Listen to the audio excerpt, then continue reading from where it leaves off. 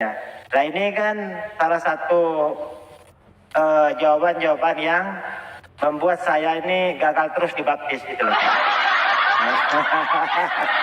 Itu Bapak Kipos ya. Naiklah Bapak Kipos. Ayo saya jawab dulu sampai hari ini. Ayo naiklah. Ngomong saya lagi nganggur ada kerjaan ini. Wah ini Bapak Kipos ini sudah hadir ini. Ini salah satu sahabat saya dulu di YouTube ya, yang hampir saya syahadatkan. Tetapi sampai detik ini beliau ini belum bisa menerima kebenaran Islam. Ya selamat siang menjelang sore Bapak Kipos. Selamat siang, selamat siang. Rugi sekali saya pendengarnya masih sedikit ini. Masa cuma satu orang yang saya syahadatkan? Siapa itu? Masa cuma Pak Aditya aja? Yang lain lah, tunggu penonton banyak lah, baru saya masuk. Justru dengan adanya Pak Kipos di sini, itu peluang penonton atau viewer itu akan bertambah itu ada gitu loh. Oh, karena memang Pak Kipos ini salah satu narasumber yang memiliki daya tarik juga untuk penonton gitu kan, seperti itu. Nah kalau saya disuruh monolog, Pak Kipos tidak naik, saya bahas kitabnya Pak Kipos, nanti teman-teman Kristen nanti pada nangis kalau saya bahas, soalnya saya ini kan ahli Bible gitu loh. Oh iya. Iya. Aduh. Iya tapi nggak mungkin lah sepintar-pintarnya orang Muslim membahas Alkitab, tidak mungkin lebih pintar daripada orang Israel. Buktinya orang Israel saja belum bisa menerima Yesus. Iya kan? Gitu ya? Iya. Jadi menurut Pak Kipos orang Israel itu lebih pintar daripada orang Islam gitu ya? Ya udah jelas lah. Ya. Kan hasil survei membuktikan itu. Dari mana Pak Kipos menganalisanya bahwasanya umat Islam dengan umat Israel ini lebih pintar, Bani Israel ini dari mana Pak Kipos menganalisanya gitu loh? Ya Soalnya setahu saya, ya silakan. Kita bukan dari dari ajaran agama lah, dari segi ilmu yang lain lah dulu, ilmiah lah. Artinya hasil survei IQ itu kan simpanse itu kan IQ rata-rata orang Indonesia di bawah IQ rata-ratanya simpanse. Gimana? Ya. Tapi lembaga yang mengadakan survei itu kan masih diragukan objektivitasnya gitu loh. Kenapa? Ya mereka yang mengadakan survei justru mereka pula yang menempatkan dirinya IQ-nya di atas gitu loh. Ini masih diragukan. Sama halnya ketika ada survei gitu kan, negara terkaya dan bahagia di dunia ini. Itu 7 negara itu terdaftar ya. Semuanya itu dari benua Eropa. Nah, yang mengadakan survei ya negara-negara di kawasan Eropa sana. Ini kan objektif ini diragukan. Ya sama halnya tadi dengan IQ tadi kan gitu. Kecuali yang yang mensurvei itu betul-betul objektif ya itu mungkin bisa gitu lah. Seperti itu. Iya. Tapi ada yang terakhir yang perolehan hadiah Nobel itu. Ya kan orang Islam itu yang ngomong itu di VT itu. Orang Islam sendiri. Siapa itu? Lupa saya namanya. Nelson Mandela itu ya? Ya, artinya agama-agama yang paling banyak memperoleh hadiah Nobel. Ya. Yang pertama Kristen, tapi dari segi persentase Yahudi, persentase dibandingkan penduduknya Yahudi yang orang Israel yang nomor 1, agama Yahudi lah, agama Yahudi. Yang nomor 2 baru Kristen. Ya orang Islam malah paling rendah, gitu. Ini orang Islam sendiri yang bikin VT di Cuma saya tidak simpan videonya. Ya pukulan bagi kami ya gitu di kesimpulannya dia. Akan kita ingat dulu filmnya Sidul anak sekolahan kan? Oh iya. Di televisi. Itu ya. Iya. Dia pandai mengaji, dia pandai ya itu artinya itu aja kerjaannya. Tapi tidak pernah diselidiki kitabnya gitu loh. Tidak pernah benar atau tidaknya. Apa kata Ustadz diterima. Gitu. Ya, gini, itu sih nggak benar juga. Jadi gini, anggap aja apa yang disampaikan oleh Pak Makipos ini benar gitu kan. Ya, Bahwasanya IQ tertinggi itu rata-rata dimiliki oleh orang Yahudi lah ya. ya, Sama orang-orang yang tinggal di benua Eropa sana. Cuman yang jadi pertanyaan tuh gini, orang pintar, orang cerdas itu banyak, betul itu. Cuman ini yang minusnya di sini, orang pintar, cerdas, tapi jarang yang jujur. Di sini permasalahannya gitu loh. Kalau di Islam itu orang pintar tapi jujur itu yang diutamakan gitu loh. Apalah arti sebuah kepintaran, apalah arti sebuah kecerdasan, tetapi tidak jujur kan gitu. Ya contohnya misalkan, oh dia cerdas, dia pintar, pintar korupsi. Itu buat apa juga kan gitu. Ya sama halnya dengan Bani Israel atau umat Israel yang Pak Makipos maksud tadi gitu kan. Oke, anggaplah benar gitu ya, klaim-klaim seperti itu. Tapi saking pintarnya mereka, ya, sampai-sampai warganya itu dituhankan oleh teman-teman kita yang di sebelah gitu kan. Karena memang faktanya suka tidak suka Yesus ini kan warga negara Yahudi juga, kan betul ya, Pak Makipos ya. iya, datang menjadi orang Yahudi. Iya, nah Tuhannya Pak Makipos orang Yahudi kan, saking hebatnya mereka gitu loh. Oh, memang Betul nggak? memang dari sorga datang menjadi manusia, masuk di dalam silsilahnya Daud kan gitu. Ya ya. Ya, Dan kan, Daud sudah ditetapkan kan seperti itu. ya itu kan keturunan dari Ishak kan. Ishak kan disebut Yahudi kan. Daud gitu kan. Iya, Nah, termasuk itu kan nenek moyangnya Yesus kan betul. Ya. iya. Salah nggak kalau saya mengatakan Tuhannya Bang Makipos itu warga negara Yahudi itu salah nggak kira-kira? Iya, ketika menjadi manusia, dia masuk di dalam silsilahnya Raja Daud gitu loh. Gitu. Ya. Giliran jadi Tuhan nggak masuk gitu ya. Oh, enggak. Disitulah yang apa? Walaupun bolak-balik diberitahukan kepada polemikus seperti Muslim ini, terutama yang sudah Ya. terkenal itu seperti Juma, seperti apa, bolak-balik dia apapun pasti tidak diterima, dijelaskan pasti tidak diterima. Karena mungkin saja seperti karena dia ustadz ya, dia harus membela umatnya supaya jangan tersesat, ya, dianggap tersesat gitu loh. Ya. Walaupun tadinya sebenarnya kalau diselidiki ajarannya sudah sesat, gitu. Karena yang karena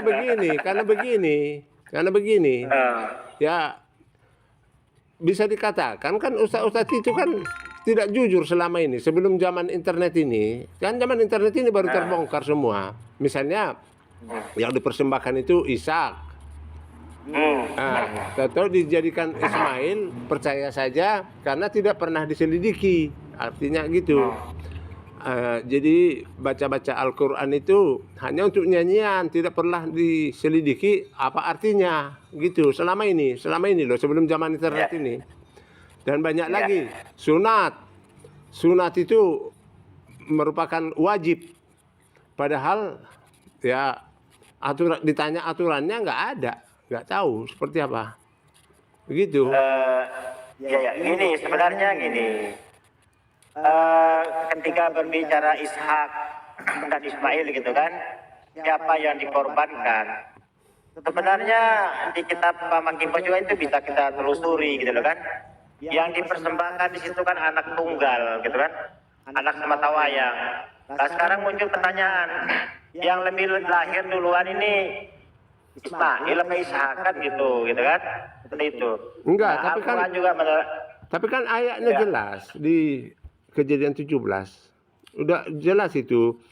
Kan Abraham kan menawar dulu. Apakah ini tidak boleh karena Ishak belum lahir?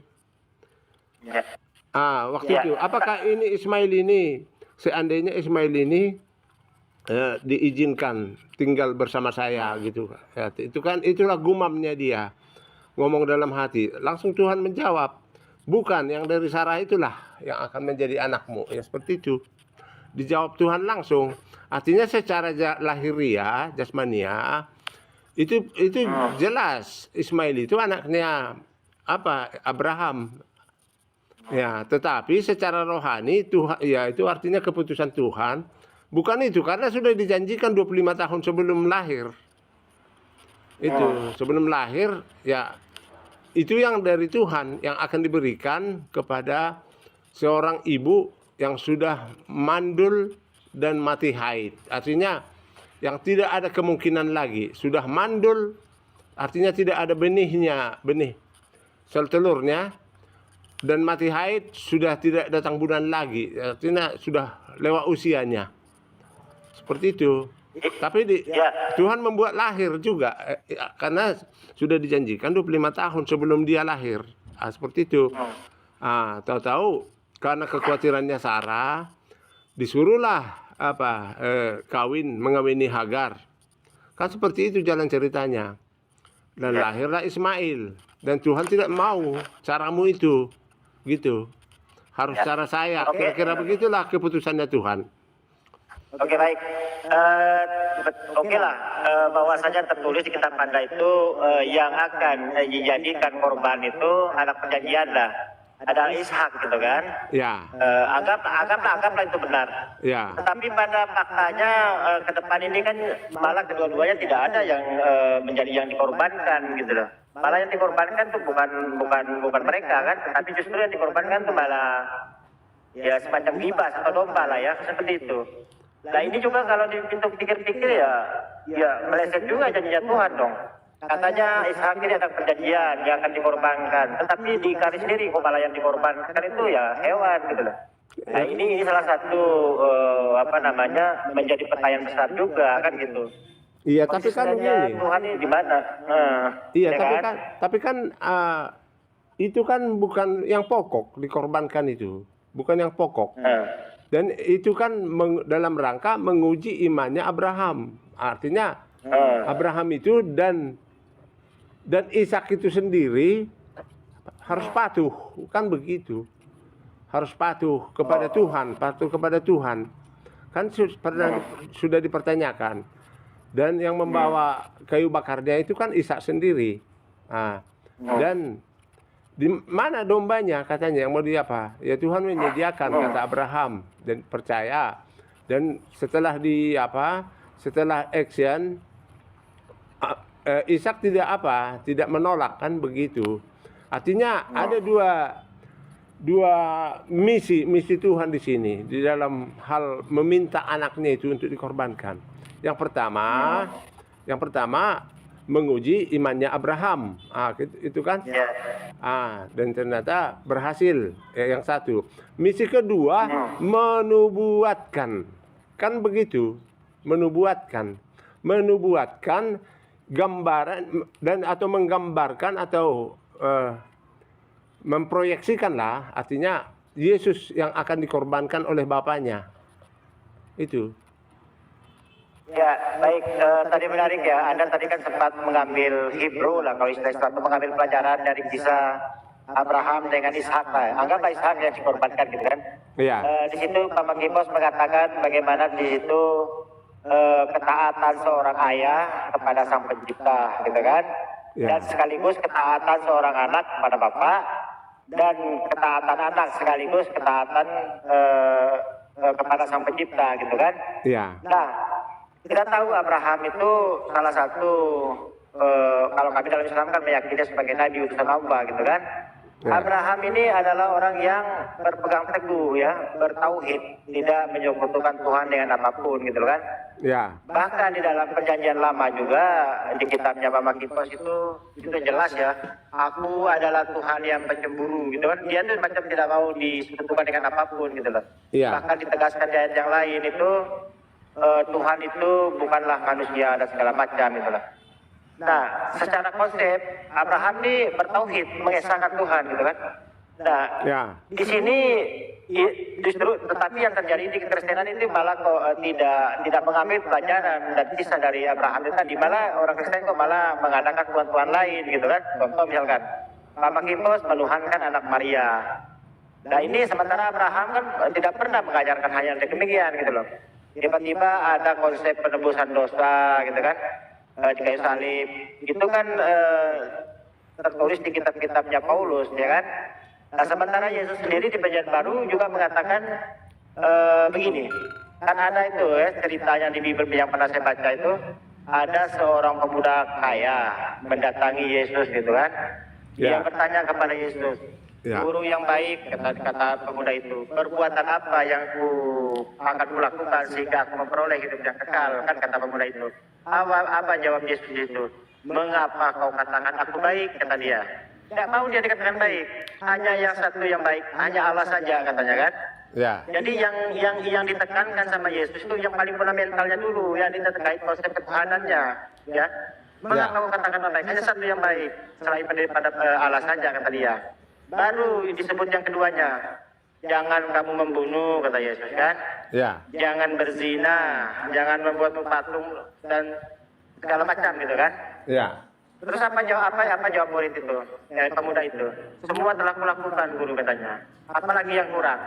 Ya, ini Yesus menjawab, jikalau engkau ingin sempurna, kata Yesus, pergilah dan juallah segala harta milikmu dan berikan kepada fakir miskin.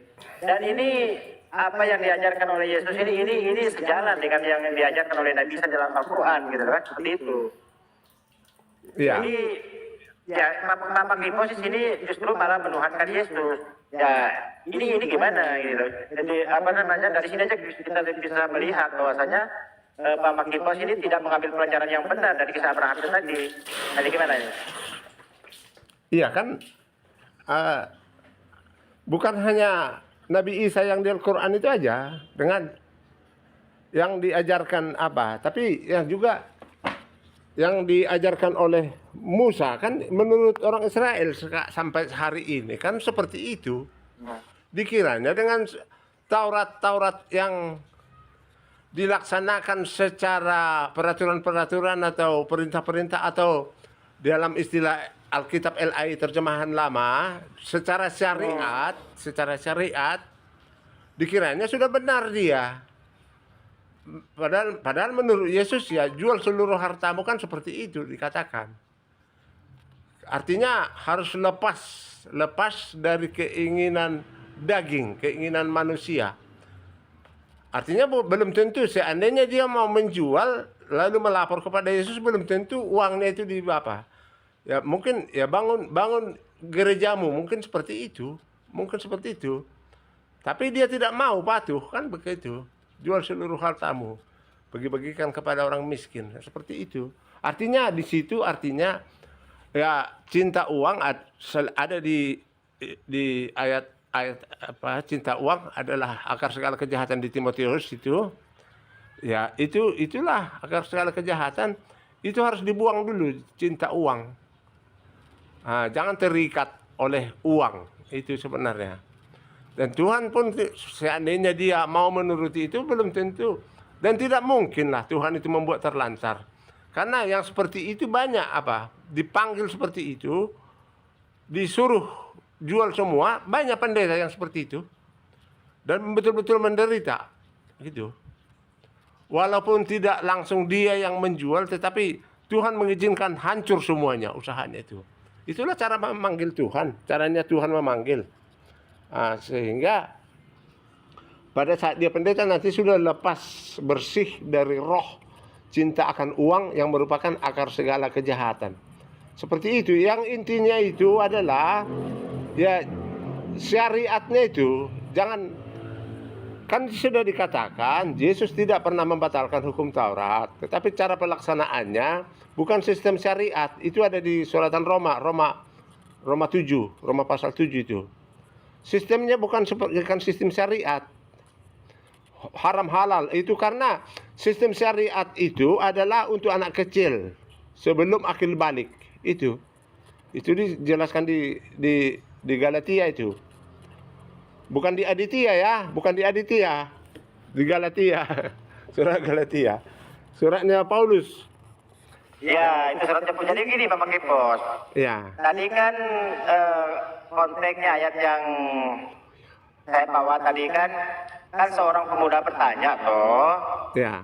Guru, kata dia kan, perbuatan apa yang harus kuperbuat, kata dia, untuk memperoleh hidup yang kekal. Ya. Bang Pakibos sepakat tidak memperoleh hidup yang kekal ini adalah masuk surga? Sepakat tidak? Iya, ya. Nah, ya betul kan? Nah, makanya yang pertama dijawab sama Yesus itu bukan datanglah kemari dan jualah segala hartamu dan berikan kepada orang miskin. Itu malah opsi yang terakhir yang diucapkan oleh Yesus. Tapi yang pertama itu apa? Yang paling penting itu terkait konsep ketuhanannya. Mengapa kau katakan aku baik? Kata dia. Dia tidak mau dikatakan dia baik. Ya, engkau hanya satu yang baik kata dia. Ya, yakni bapaknya itu tadi gitu kan. Itu diluruskan dulu sama Yesus. Nah, kalau sampai ini sebenarnya kan hukum Taurat yang diulang oleh Yesus gitu kan. Iya. Nah, misalkan di dalam 10 perintah hukum Taurat itu, kalau konsep yang awal hukum yang tertingginya itu hukum yang pertamanya ini salah, maka yang hukum kedua, ketiga sampai 10 itu ya akan gugur dengan sendirinya gitu loh. Ya kan? Kenapa? Orang ateis saja bisa melakukan loh hukum kedua sampai ke 10-nya itu kan. Orang ateis juga ada yang baik, ya mereka juga tidak berzina itu ada. Mereka tidak membunuh itu ada. Mereka memberi hartanya kepada orang itu ada, ya. Mereka tidak membuat patung ada. Pertanyaannya, orang ateis ini kan gugur di hukum yang tertinggi, hukum terutama ini. Apakah bisa dikatakan dia masuk surga? Kan tidak. Betul nggak? Nah, jadi itu yang ditekankan oleh Yesus. Kalau hukum pertama juga benar, maka insya Allah hukum-hukum yang berikut juga akan benar, gitu kan? Makanya kata dia, jangan membunuh, jangan berzina, hormatilah kedua orang tuamu, gitu kan? Jangan membuat patung segala macam. Dan yang kelima, puncaknya keimanan tertinggi itu disuruh jual harta yang kalian miliki untuk membantu fakir miskin. Dan itu selaras dengan ayat Al-Quran. Apa kata Allah dalam Al-Baqarah 178 itu? Kebajikan itu bukanlah menghadap wajahmu ke timur dan ke barat, kata Allah. Melainkan kebijakan itu ialah, ini poinnya ya, orang yang beriman kepada Allah. Konsep ketuhanan dulu yang diluruskan. Terus yang kedua, beriman kepada hari akhir, beriman kepada malaikat-malaikat, beriman kepada kitab suci, dan nabi-nabi, memberikan harta yang dicintai kepada kerabat, anak yatim, ya, dan miskin, musafir, peminta-minta, dan memerdekakan hamba saya, melaksanakan sholat, menunaikan zakat, menepati janji apabila berjanji, ya kan, jangan berkata dusta tadi kan, sabar dalam kemelaratan, penderitaan, dan pada masa peperangan dan selanjutnya. Jadi risalah yang dibawa oleh nabi-nabi terdahulu itu sama semua sebenarnya gitu loh. Tetapi manusia inilah yang menjadikan itu bengkok, kan gitu. Ya. Padahal Yesus jelas-jelas mengatakan di kitab Perjanjian Baru itu kan, Ya. jangan kamu menyangka aku datang untuk meniadakan hukum Taurat dan kitab para nabi, kata dia. Tapi otakmu akan dihilangkan dari kitab Taurat, ya. Sebelum langit dan bumi ini lenyap. Sampai detik ini langit belum lenyap gitu loh. Ya. Tiba-tiba ada surat dari Mr. P kan. Hukum Taurat dan segala ketentuannya telah dibatalkan. Itu kan ada surat dia itu. Saya rasa Pak Makibos tahu lah. Pak Makibos kan seorang evangelis ya. Pasti tahu lah. Iya, tahu. Ini gimana nih? Iya. Ya, silakan. Jadi seperti itu kan, ngapain dibandingkan ke agama Islam, ke agama Yahudi aja, yang sudah jelas itu, yang sudah jelas syariatnya itu dari Tuhan sendiri, dari Yesus sendiri, ketika masih di sorga kan begitu, ketika Yesus masih di sorga. Dan ada contoh yang paling nyata, Paulus, ketika dia masih Saulus namanya, ketika sebelum bertobat. Dia kan sudah pelaku hukum Taurat. Jadi Filipi sangat jelas itu. Mengenai hukum Taurat saya tidak bercacat celah. Mengenai keturunan saya keturunan Benyamin, orang Yahudi asli. Nah, seperti itu. Jadi tetapi tidak berkenan dia. Artinya dianggap sampah lah semua itu. Yang lalu-lalu itu. Kenapa? Karena tidak cocok dengan Yesus. Seperti itu. Dia sendiri yang mengalami. Dia yang mengalami ketika masih orang Yahudi yang merasa sudah benar dengan hukum-hukum syariatnya, syariat Taurat. Tetapi dia setelah dia ditangkap, dia langsung menyadari bahwa itu nggak ada artinya itu semua. Rupanya saya penjahat. Ya, misalnya dia tidak pernah membunuh sampai mati, tetapi menganiaya, kan gitu. Datanglah ajaran Yesus di Matius 5 juga itu. Ketika Waktu itu sambungannya dikatakan tidak satu iota pun. Nah, di situ dikatakan Yesus, ya yang membenci saudaranya saja itu sudah membunuh di dalam hati. Ya, demikian juga berzina. Menginginkannya saja sudah berzina di dalam hati. Itulah orang Yahudi sampai hari ini tidak mampu melaksanakan secara roh, artinya tuntunan Roh Kudus. Itu artinya lebih tajam dari syariat ini. Artinya dengan sistem syariat Taurat itu tidak ada apa-apanya. Artinya Bapak Kipos ini memahami bahwasanya hukum Taurat Musa ini sudah dibatalkan sama Paulus gitu kan? Tidak. Sistemnya. Ini saya buka dulu yang Efesus 2 ayat 15 ya, di terjemahan lama lah, lebih jelas ini. Efesus 2. Sesudah dilenyapkannya hukum Taurat dengan segala syariatnya, itu di terjemahan lama ya, supaya dijadikannya di dalam dirinya kedua pihak itu satu manusia yang baharu dengan mengadakan perdamaian. Itu. Dengan terjemahan lain ada lagi lebih apa ini ya? Sebentar. Untuk orang Kristen ini perlu di apa juga itu? Ya, yang perlu yang nggak pernah sekolah minggu ini. Dengan melenyapkannya, dengan melenyapkan perseteruan di dalam tubuhnya, yaitu Taurat tentang perintah-perintah, itu yang dikatakan syariat tadi di terjemahan lama. Di dalam dogma, ya orang Kristen pun masih banyak pakai dogma, berdasarkan dogma. Artinya tidak berdasarkan hati nurani, artinya Roh Kudus lah. Di mana ini dirubah sistemnya ya, sistem yang dirubah, bukan hukumnya tidak ada dibatalkan satu pun, tapi sistem yang dirubah, sistem pelaksanaannya, bukan sistem syariat itu, tapi sistem roh. Roma pasal 7 ayat 6 ya. 6. Ya, jadi yang dirubah itu bukan syariat tapi sistem rohnya ya. Sistem pelaksanaan hukum Taurat itu yang dirombak. Sebab waktu kita masih hidup di dalam daging, ayat 6. Ya saya mulai ayat 5 lah saya bacakan. Tetapi waktu kita masih hidup di dalam daging, hawa nafsu dosa yang dirangsang oleh hukum Taurat bekerja di dalam anggota-anggota tubuh kita agar kita berbuah bagi maut. Nah, itu akhirnya kalau dengan sistem itu berakhir kepada maut, kematian rohani ya. Tetapi sekarang kita telah dibebaskan dari hukum Taurat sebab kita telah mati bagi Dia. Artinya mati bagi hukum Taurat itu artinya waktu dibaptis lah, mati di dalam Kristus, hidup di dalam Kristus ya. Yang mengurung kita ya. Jadi ini hukum Taurat ini dari sini, hukum Taurat adalah ya dikurung supaya anak-anak Israel itu jangan menyimpang, dibikin peraturan, di penjara itu sebenarnya. Sebelum akil balik, setelah akil balik baru dimerdekakan, bebas dia. Bebas memaknai sendiri.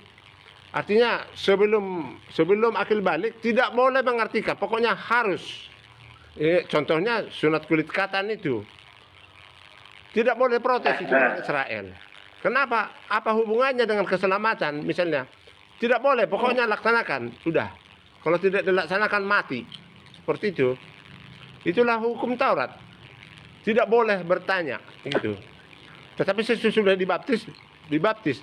Boleh. Kalau tidak mengerti, tidak boleh tidak dilaksanakan. Kalau sebelum mengerti, sesudah mengerti harus dilaksanakan. Itu harus pahami dulu. Saya lanjutkan dulu ayat 6 ini ya. Mengurung kita ya sampai di situ tadi bahwa ini penjarakan di dalam hukum Taurat anak-anak Israel sebelum akil balik. Sehingga kita sekarang melayani dalam keadaan baru menurut roh dan bukan dalam keadaan lama menurut huruf hukum Taurat. Huruf hukum Taurat ini letterlek gitu. Contohnya babi gitu ya. Kenapa tidak dimakan? Ya enggak boleh ditanya. Kenapa tidak boleh dimakan itu? Tidak boleh, orang Israel tidak boleh bertanya sebelum ada Roh Kudus itu. Akil balik di sini artinya lahir baru. sudah menerima ajaran Kristus yang didahului oleh baptisan, didahului dengan baptisan. Nah, jadi makanya sebelum Yesus datang sudah didahului oleh Yohanes Pembaptis. Artinya semua mempersiapkan, luruskanlah jalan bagi dia, kan itu misinya Yohanes Pembaptis. Mempersiapkan jalan untuk Yesus, yang artinya dalam arti firman ini, firman pengajaran, itu ya, arti makna dari Yesus yang adalah sang firman itu, makna rohaninya lah, atau ya. Jadi sebelum kita menerima firman pengajaran atau firman pendewasaan, kita harus dibaptis dulu, seperti itu, baru kita bisa mengerti. Ya, sebelum itu misalnya anak-anak Kristen lah, yang sama dengan anak-anak Israel, anak-anak Kristen, ya tidak boleh bertanya. Dikatakan seperti itu, harus begitu. Menurut aturannya apa? Sistemnya itu sistem Taurat lah, sistem peraturan, sistem kurungan. Tidak boleh, harus tegas itu. Tidak boleh ditawar-tawar. Pokoknya hukumannya mati, menyimpang dari situ mati. Orang Israel itu dulu kalau tidak disunat mati. Itu melanggar firman Tuhan mati, hukum rajam. Itu makanya Yesus membebaskan itu, membebaskan sanksinya itu, sanksi pelanggaran itu dibebaskan karena dibeli semua, sudah dibeli oleh Yesus semua. Yang berlaku sekarang adalah sistem saya melakukan Taurat itu dengan sistem saya. Nah, itu. Jadi ada juga perbedaan di dalam Matius 12, perbedaan pemahaman Israel dengan pemahaman Yesus tentang hukum Taurat itu. Yang ditonjolkan di situ adalah hari Sabat, begitu kan? Jadi yang dilaksanakan Yesus di situ di Matius 12 itu, dengan Matius 9 juga ada. Yang dilaksanakan Yesus di situ melaksanakan hukum Taurat dengan hati nurani. Artinya menolong orang sakit dulu, supaya orang sakit itu bisa merayakan hari Sabat. Artinya hari Sabat itu dalam arti pengertian, bukan nama hari. Merayakan perhentian, merasakan perhentian yang sesungguhnya, harus disembuhkan dulu. Padahal menurut hukum yang dikatakan dari Matius 7 tadi, Roma pasal 7 ayat 6 itu, yang dilaksanakan Yesus itu adalah pelanggaran terhadap huruf-huruf hukum Taurat, yang letterlek. Makanya Yesus dikriminalisasi, dipersalahkan di situ. Maka jawaban Yesus salah satu, kalau ada dombamu yang masuk ke jurang, selamatkanlah dahulu itu, karena tidak ada gunanya kamu duduk manis di bait Allah ini dengan merayakan Sabat. Artinya tidak akan merasakan perhentian sesungguhnya kalau dombamu itu tidak ditolong dulu. Itulah artinya. Jadi harus jelas dia maknanya, harus kita mengerti benar. Dan kita tidak akan mengerti hukum Taurat ini kalau tidak ada Roh Kudus. Dan itulah makanya terjadi perdebatan-perdebatan antara di Indonesia ini ya, Muslim dengan Kristen lah. Muslim yang bersyariat, Kristen yang dengan sistem roh. Sebagian sudah menggunakan sistem roh, walaupun masih banyak Kristen yang masih memahami cara pemahaman Alkitabnya itu masih syariat juga. Masih bersyariat juga, artinya dogma tadi di Roma Efesus 2 ayat 15 tadi. Ya. Dogma dalam terjemahan ILT ya, Indonesian Literal Translation, ditambahkan di situ dogma. Masih banyak orang Kristen seperti itu. Itu makanya terjadi perdebatan karena yang bersyariat ini yang belum ada Roh Kudus, yang belum dipenuhi dengan Roh Kudus, tidak akan mengerti ajaran Yesus. Ajaran sesungguhnya itu Yesus itu bukan di keempat Injil ini, justru yang ditulis oleh rasul-rasul ini, mulai dari Roma lah, yang tidak akan bisa dimengerti tanpa Roh Kudus. Roma, Korintus dan seterusnya sampai Wahyu.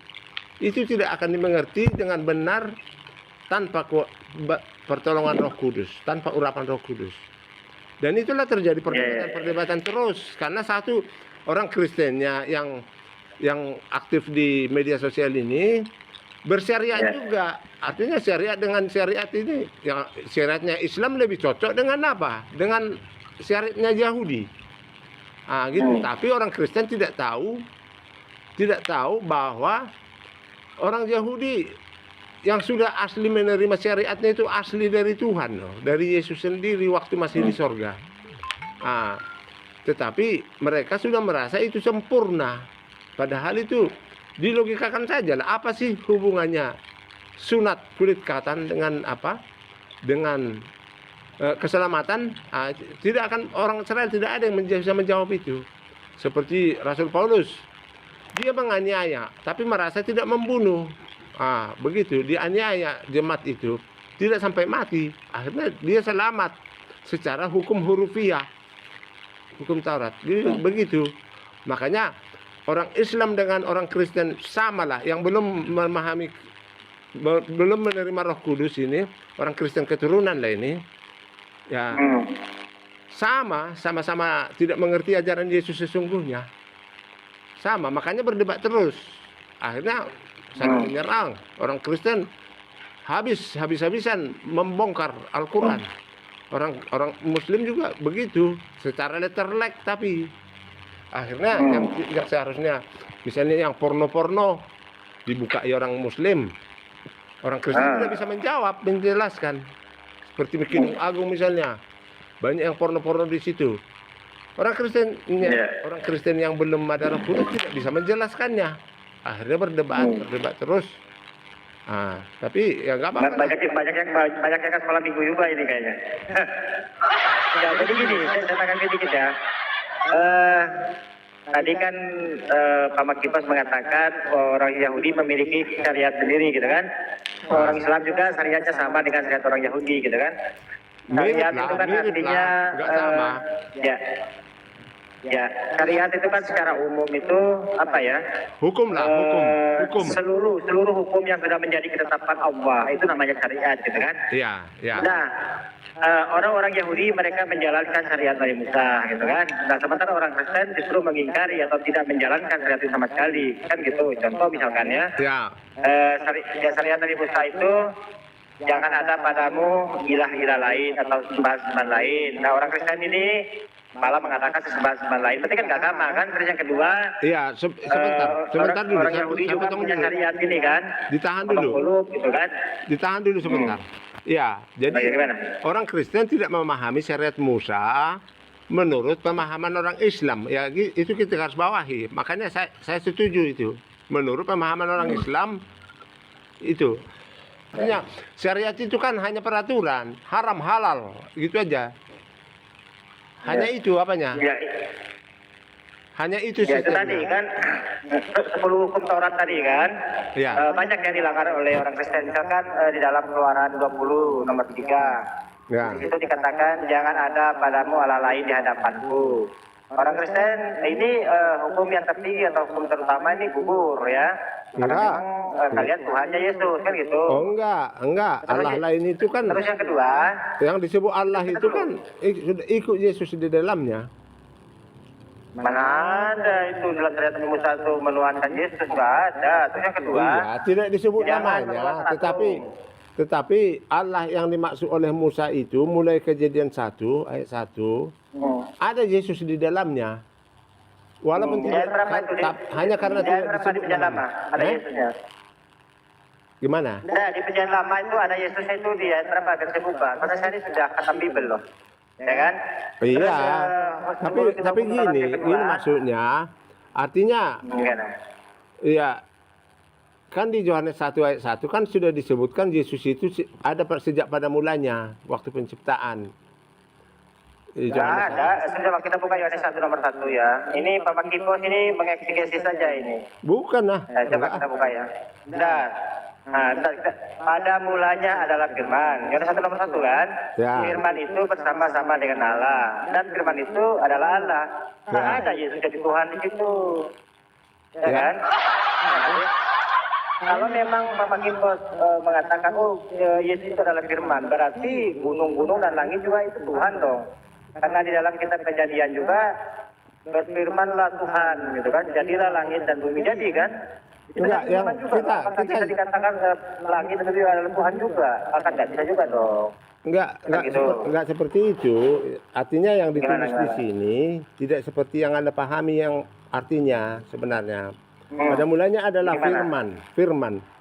Firman itu bukan perkataan loh. Tapi firman yang di ayat-ayat yang lain banyak perkataan gitu. Tapi khusus di ayat ini bukan perkataan. Yohanes sama firman yang lain. Tapi di sini adalah pribadi dia, pribadi. Ada sesosok yang disebut Sang Firman. Nama ini, nama. Nama kalau disebut nama kan ada pribadi di dalamnya. Itu kan maunya Pak Makipos seperti itu. Karena Pak Makipos Tidak. pokoknya Tidak. biar bagaimanapun harus pada eksegesis. Pokoknya Yesus itu jadi Tuhan kan gitu. Oh enggak. Iya kan? Enggak lah. Karena saya kan sudah mempelajari bahasa aslinya adalah Sang Firman Hologos. Tapi kalau disebut Tuhan berfirman bukan Hologos bahasa aslinya, beda dia. Ini adalah nama dia. Nama yang Ya, bernama firman Logos. Ya firman itu kan logos kan perkataan gitu kan. Betul ya? Bukan. Perkataan itu apa rema dia bahasa aslinya. Tapi ini strong numbernya ini ya komponennya itu logos itu firman, perkataan, ya perkataanku, firmanku, perkataan, pemberitaan, firmannya, kabar, firmanmu, ya itu definisinya loh. Nah definisinya itu maskulin dia ya, sesuatu yang dikatakan, ya contoh perkataan, firman, ajaran. Jadi itu maksudnya definisinya gitu loh, logos itu. Nah, Enggak seperti kalau itu begitu sebenarnya. Pak Makin pas tarik ke Yesus, berarti Yesus juga ciptaan dong, kan sama dengan ciptaan-ciptaan yang lain gitu kan. Kita ambil contoh di dalam Kejadian 1 nomor 1, ya. Ini firman juga. Pada mulanya Allah menciptakan langit dan bumi, ya. Terus ayat 2-nya, bumi belum berbentuk kosong belum ditambahkan selanjutnya. Ayat 3-nya berfirmanlah. Ini firman ini. Ya iya. Coba lihatlah. Gitu. Lihatlah di situ logos apa enggak di sini? Oh gitu. Iya. Bentar. Bukan itu, sudah bukan itu. Amar di situ. Ya Amar. Iya. Berfirman. Ya. Berarti firman itu telah jadi terang gitu kan. Berarti terang juga Tuhan dong. Kalau kita mengikuti tafsiran dari si Pak Makipos terkait Yohanes nomor 1 tadi kan. Iya, Yohanes 1 kan logos tadi dibilang. Logos itu. Oh gitu. Iya. Ya. Makanya Ya, bukan begini. Kenapa di Kejadian itu berfirman itu Amar? Itu kan ditranslate dari bahasa Ibrani kan gitu. Nah sementara logos itu diterjemahkan ke firman kan dari bahasa Yunani. Jadi kan yang salah di situ loh. Oh enggak. Nah, Amar itu bahasa Ibrani, logosnya bahasa Yunani kan gitu. Ditranslate ke bahasa Indonesia sama-sama firman kan gitu. Iya, dicarilah kata-kata berfirman di Perjanjian Baru untuk bandingannya. Oh iya, firman baru. Cari sajalah kata-kata firman di dalam Perjanjian Baru. Oh gitu. Logos apa enggak? Oh gitu. Lagian dalam apanya kan dalam bahasanya kan tulisannya kan hologos. Artinya di situ kan ada ada kata tambahan, kata sandang. Kata tambahan itu. Artinya sudah sebutan untuk sang. Makanya lebih terjemah bukan firman sebenarnya, Sang Firman lebih tepat dia.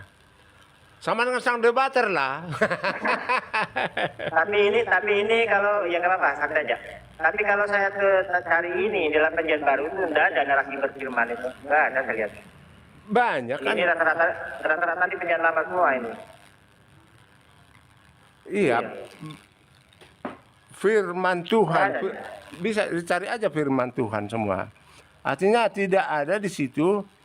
Ada beberapa lah. Kalau nggak salah itu saya belum pernah hitung ya. Karena saya tidak tahu caranya bagaimana cara menghitung yang hologos di Alkitab ini semua. Gitu. Nggak ada di perjanjian barunya itu. Kan yang Pak Kipas tadi kan berfirman tadi kan. Iya, Kan banyak. alasannya firman. Banyak lah. Nggak ada di perjanjian baru itu, yang ada itu firman. Kalau berfirman itu nggak ada saya jumpai itu. Ya kan, ya kalau firman itu ada memang di Yohanes 1 nomor 1 tadi kan. Pada mulanya adalah firman gitu kan. Tapi kalau kita ketik kata kunci di Alkitab Sabda Web, berfirman itu muncul di Old Testament semua gitu. Gitu. Ya karena memang hukum Torah ini kan, kitab Torah ini kan dari 5 kitab atau 4 gitu ya. Banyak di sini Matius 1. Kejadian, Keluaran, Imamat, Bilangan, Ulangan itu kan 5 kitab itu kan kitab yang diterima Musa di Gunung Sinai gitu kan. Enggak. Jadi bagaimana mungkin hukum Taurat yang diterima Musa dari Tuhan kok bisa di perjanjian baru malah terutama di surat Paulus dikatakan ini perjanjian yang tidak mungkin bisa diaplikasikan atau dijalankan oleh manusia gitu. Nah pertanyaannya muncul, apakah mungkin Tuhan itu menurunkan syariatnya atau aturannya sementara manusia itu tidak akan mampu menjalankan? Apakah Tuhan di sini tidak maha tahu gitu loh? Ini kan aneh gitu, ya kan? Bukan. Makanya di perjanjian baru itu semuanya pokoknya sudah dirangkum menjadi satu ajaran kasih kan gitu. Makanya teman-teman Kristen sekarang kan banyak yang pelihara kulub gitu kan. Kalau di perjanjian lama babi haram, kan ada itu kan di Imamat itu kan. Ya. Walaupun diganti menjadi babi hutan gitu, tapi kan tetap diembat juga kan gitu. Iya. Di perjanjian lama onta haram kan. Nah, Tapi kita nggak ke situ larinya.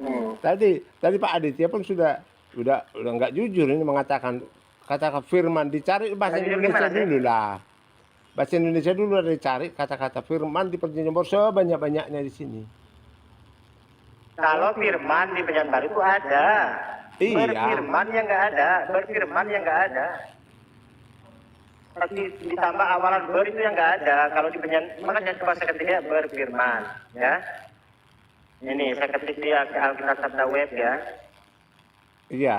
Nah, itu yang muncul di perjanjian lama semua. Kejadian, Iya, Mazmur, ya kan? katakanlah Mawarik. karena itu kan sudah menjelaskan yang di perjanjian lama kan yang langsung dia Tuhan berfirman perjanjian lama. Kalau di gini, Bapak Kipos, kalau di perjanjian baru itu beda lagi redaksinya atau narasinya gini dia, redaksinya ya. difirmankan, Kalau misalkan- firman banyak Bukan, sekali di situ. Bukan gini. Kita ambil di surat Paulus di Roma gitu kan. Ini redaksinya atau narasinya. Dari Paulus, hamba Kristus Yesus yang dipanggil menjadi rasul. Ini surat Roma dia yang nulis, dia pula yang mengangkat dirinya jadi rasul kan gitu. Jadi beda kalau di perjanjian lama itu berfirmanlah Tuhan begini begono gitu kan. Kalau di sini enggak, kalau di perjanjian baru enggak. Iya. Dari Paulus sama Kristus, dia redaksinya Bu. Dia redaksinya. Masa itu dikatakan firman Tuhan itu? Sementara itu kata Mana Paulus, melantik dia itu? nggak Aduh, udah lain itu. Di Paulus itu dilantik oleh Petrus, Yakobus dan Yohanes. Ada itu di Kisah Rasul pelantikannya. Dia dilantik menjadi rasul di situ dan dipilih oleh Yesus langsung. Begitu. Di mana Paulus yang akan jadi rasul sama Yesus itu di mana ayatnya? Yang ketemu sinar itu ya? Dipilih untuk menjadi rasulnya gitu. Dipilih oleh Yesus. Ayat berapa? Tidak Yang kita disebutkan. buka. Ya waktu Paulus bertobat itulah. Kisah Rasul itu kan Kisah Rasul 22 sama Kisah Rasul 9 itu ya. Ya. Ya coba kita buka kisah rasul ya. Nah ini belum pernah baca nih Bapak Kimpos ini. Bohong ini. Masa gak pernah baca? Udah bolak-balik itu. Jangan bohong Kisah lah. rasul berapa? 22. Kisah Rasul 9 dulu lah. Nah 9 ya. Ini Bapak Kimpos ini main akrobat aja. Dapat berapa? Ya mulai ayat 1. Oh ini satu perkop nih. Saulus bertobat. Ini yang nulis kisah para rasul siapa? Paulus ya, bukan ya? Lukas. Oh Lukas ya. Ya. Di poinnya di ayat mana gitu? Soalnya masa satu perikop saya disuruh baca. Tidak ada di sini. Sementara itu berkobar-kobar hati Saulus yang mengancam dan membunuh murid-murid Tuhan. Gimana pun? Dia menghadap Imam besar dan meminta surat kuasa daripadanya untuk dibawa ke majelis-majelis yang Ayat, didamping. ayat 5. Baik jika ia menemukan laki-laki, ini dia mau disidang, ini dia ini. Iya. Iya, pada saat dia mau melancarkan kejahatannya. Ya, kira itu. Langsung ditangkap dia. Gitu. Oh, itu ada dua versi. Yang Yes 94 itu ya. Ia rebah ke tanah dan terdengarlah olehnya suara yang berkata kepada Saulus, Saulus, mengapa engkau menganiaya aku? Jawab Saulus, siapakah engkau Tuhan? Katanya. Orang Sabar dulu. Pak, yang Ini kan agak lucu sebenarnya. Ayat 5 ya. mengatakan Paulus, murid Paulus. Udah berjuta-juta kali disebut Paulus. Ngapain Ya, ini kan lagi? ini kan ceritanya ya, ini kan cerita ayat yang Pak Kipas bawa. Ini kan ceritanya Paulus ini lagi berjalan-jalan ke Damsyik nih ceritanya. Ya gitu kan. Ya. Tapi Yesus ini kan sudah nggak ada ya kan. Nah, tiba-tiba muncul sinar dari atas gitu kan. Ya. Tapi gitu ceritanya kan. Nah, di ayat 9 titik bagi 5-nya ini jawab Saulus, siapakah engkau Tuhan? Katanya. Sudah Tuhan nanya pula dia kan. Ya. Jawab begini, aku Yesus yang kau aniaya itu katanya ya. Iya. Nah ini kan ceritanya itu Yesus Paulus bertemu Yesus dalam bentuk sinar kan gitu. Tapi kan tidak pernah bertemu langsung kan. Ya. Betul ya? Yesusnya udah di sorga. Karena memang Yesusnya kan udah di antara sorga. Paulus dengan Yesus ini kan nggak hidup zaman mereka, ya kan? Mana masih lah. Ya. Ini Maka termangu-mangulah temannya seperjalanan karena mereka mendengar. Ini ya. Ini ada yang bertentangan di sini. Maka termangu-mangulah teman-temannya seperjalanan karena mereka mendengar, ya, mendengar suara itu tetapi tidak melihat. Ini saya buka ayat yang lain ya, bentar ya. Yang satu yang mendengar tapi tidak melihat, yang satu yang melihat tapi mendengar. Tetap. Melihat. Sebentar saya buka dulu ya, melihat. Udah masuk ke materi ya, ini kan. Ya. Udah masuk ke materi polemik kan. Ini ya. Kisah Para Rasul 9 nomor 7 versus Kisah Para Rasul 22 nomor 9. Coba Bapak Kipos buka. Sudah dibuka Bapak Kipos? Iya. Jadi Kisah Para Rasul 22 nomor 9 versus ya. Kisah Para Rasul ini yang mana tadi? Sebentar ya. 7 ayat 9. Oh iya 9 nomor 7, 9 nomor 7. Itu bagaimana Bapak Kipos ya? Di dalam Kisah Para Rasul nomor 7 itu mereka mendengar suara itu, perhatikan baik ya, mereka mendengar suara itu tetapi tidak melihat seorang pun. Ya, sementara di 22 nomor 9 dan mereka yang menyertai aku kata dia memang melihat saya itu tetapi suara dia tidak berkata kepadaku, tidak mereka dengar. Ini yang benar gitu dari kedua ayat ini. Satunya melihat tidak mendengar, yang satu mendengar tapi tidak melihat. Ini dalam satu kitab loh. Iya. Satu kitab. Kok bisa, ya mohon maaf ya, kok bisa kontradiksi gini? Ini gimana nih Bapak Kipos? Yang satu kan yang di pasal 9 itu kan si Lukas yang mengatakan, yang di sini Paulus berbicara sesuai dengan judulnya ini. Nah, ini yang benar Lukas sama Paulus ini kan gitu. Jadi begini, apanya kan tidak ada yang apa di sini. Kan Paulus juga melihat cahaya itu kan dalam keadaan buta dengan mata rohani, begitu. Ya, tapi kesaksian ini dua ayat yang berbeda gitu loh. Yang benar yang mana? Itu terserah lah. Mau yang benar ini 97 atau 229. Yang benar yang mana gitu loh ya. Yang Kisah Para Rasul 22 nomor 9 itu, dan mereka yang menyertai aku, perhatikan baik ya, dan mereka yang menyertai aku memang melihat cahaya itu, ya, cahaya dilihat sama dia, tetapi suara dia tidak berkata kepada, tidak mereka dengar, ya. Di sini melihat dan tidak melihat, ya, melihat dan tidak mendengar di 229-nya. Sementara di 97-nya itu, maka termangu-mangulah teman-teman seperjalanannya karena mereka mendengar suara itu gitu loh. Nah, tetapi tidak melihat seorang pun, ya. Di sini mendengar, tidak melihat, yang di dua-duanya melihat, tidak mendengar.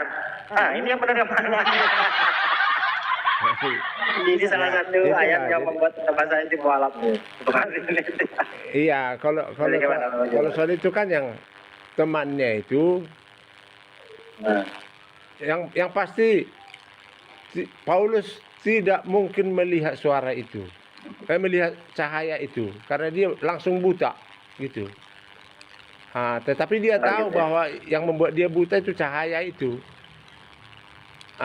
gitu. Ya, karena dia buta itu kan sudah mata rohani, dan orang-orang normal pun kalau mau melihat Yesus atau ada penglihatan lah, penglihatan yang diberikan oleh Roh Kudus itu, mata jasmani harus ditutup supaya jangan terganggu, ditutuplah itu. Kalau Bapak Kipo sih dikit-dikit rohani. iya, kan di situ Tadi bukan perbedaannya. rohani, sekarang melihat rohani, nanti dapatnya surga-surgaan loh. Gimana? Iya, artinya begini. Jadi kalau ada gimana? yang berbeda seperti ini, ya, yang kesaksian Paulus sendirilah di pasal 22 itu yang benar. Oh, berarti yang kisah para rasul 9 nomor 7 salah berarti gitu. Ya, Soalnya yang 22 nomor 9 yang benar katanya. Karena- Ini dalam Lukas- satu kitab loh. karena Lukas itu menulis ulang, kan gitu, dikumpulkan dari catatan orang, seperti itu cara dia. Cara dia Apakah menulis. Pak Kipos akan mengatakan Lukas ini menulisnya dalam keadaan mabuk, bagaimana saya tapi salah gitu loh, gimana? Pak Aditya yang dalam keadaan mabuk mengomentari. Iya. Kan ini yang agak saya kritis di sini. Dalam satu kitab, ya kan? Sama-sama di kisah para rasul gitu loh. Kok bisa kontradiksi gitu kan? Di 97 mereka mendengar suara itu tetapi tidak melihat gitu kan. Nah, sebentar di kitab yang sama masih di kisah para rasul, dan mereka yang menyertai itu memang melihat cahaya itu, tetapi suaranya tidak terdengar gitu loh. Ini satu kitab gitu loh, kok bisa kontradiksi? Iya. Aduh, ini Karena yang di sini kan yang diceritakan itu kesaksiannya Rasul Paulus langsung yang di pasal 22. Di kisah Rasul pasal 9 itu Lukas itu hanya menuliskan. Artinya kan seperti ini. Yang di pasal 22 ini Paulus itu sudah pasti benar, dan memang kalau melihat cahaya itu ya karena dia buta kan begitu, dan teman-temannya itu tidak buta, melihat cahaya, dan suara ini hanya untuk Paulus, kan tidak mungkin salah. berarti kalau gitu yang benar yang 97-nya Bapak Kipos, bukan yang 29-nya. Yang dua-dua lah. Kalau memang Karena itu kan apa? Yang judulnya itu kan Paulus berbicara kepada orang Yahudi. Itu Paulus ini yang berbicara langsung, dan secara logikanya pun ya teman-temannya itulah yang membenarkan cahaya itu ada, karena Paulus sendiri tidak melihat karena dia sudah langsung buta. Kalaupun dia lihat cahaya itu hanya dalam keadaan mata rohani. Karena dia sudah kalau orang yang ini Bapak Kipos, kalau orang yang misalkan ini ilustrasi, kalau orang yang menjadi tersangka, ya, dia mengaku melihat tetapi tidak mendengar. Sementara ada saksi lain yang mengatakan dia mendengar tapi tidak melihat. Ini kesaksian siapa yang kuat ini? Sementara yang Pak Kipos ini terkesan justru membela tersangka gitu loh. Tapi saksi diabaikan. kan Ya, tidak sementara bisa. dari Tidak saksi bisa lah. pihak ketiga ini yang kuat katanya kan gitu. Kan tidak bisa dianalogikan dengan itu, karena yang menuliskan ini pun adalah Lukas, dan yang menemani Saulus pun waktu itu tidak ada bersaksi di situ. Oh gitu. Di ayat 9 itu tidak ada. Jadi itu Apakah kemungkinan besar Lukas itu salah info yang diterima kan Lukas itu kan mengumpulkan, tidak menerima wahyu langsung. Ya, ya. Si Lukas ini khusus dia berbeda dia dengan penulis yang lain. Yang lain itu menerima Ya. langsung. Ah, Ya. menerima Oke, wahyu. oke, baik. Tapi Kisah para Lukas rasul itu tadi kan menuliskan Pak Kipos dari mengatakan yang nulis yang menulis Lukas gitu kan. iya. Nah, kisah para rasul 9 nomor 7 dengan kisah para rasul 22 nomor 9 ini kan bertentangan gitu kan. Ya. Nah, justru sini muncul pertanyaan. Kan teman-teman Kristen ini kan sering mengklaim, oh kalau pendeta-pendeta gitu kan dibimbing oleh Roh Kudus gitu loh. Masa sekelas Matius saja ini Roh Kudusnya nggak berpihak gitu. Kan katanya dibimbing Roh Kudus. Ini Roh Kudusnya tidak bekerja atau gimana ini? Sampai terjadi kontradiksi kayak gitu. Gimana nih? Oh, enggak, dia waktu menulis itu berarti dia salah nulis bisa saja. Karena Oh gitu, salah tulis. ya, karena dia mengumpulkan tulisan orang. Kalau dia salah nulis berarti Roh Kudus tidak menyertai dia, gitu ya. Kalau orang jadi Roh Kudus kan pasti nggak salah, betul nggak? Pak, masa dalam satu kitab kontradiksi berarti Roh Kudus nggak bekerja gitu, ya kan? Ya, bisa saja Ada yang waktu saat menulis itu apa? Kan menuliskan tulisan orang begitu. ini dulu di YouTube itu.